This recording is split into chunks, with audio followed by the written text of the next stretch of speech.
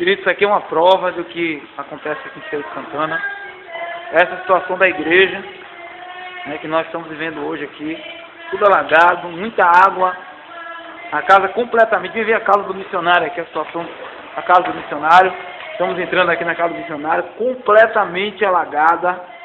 Os móveis em cima da cadeira. Tudo completamente alagado. A cozinha, um quarto.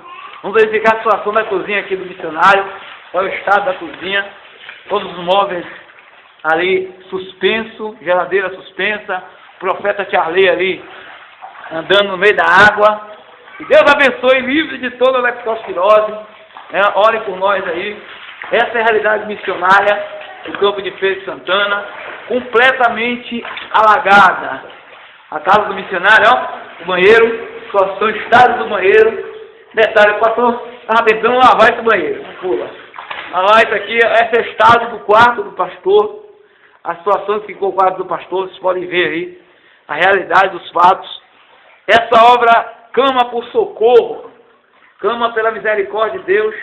Nós não estamos aqui para se acovardar. Nós estamos aqui para fazer o de Deus. Ore por essa obra. Essa é a nossa realidade. Essa aqui é a realidade missionária do campo.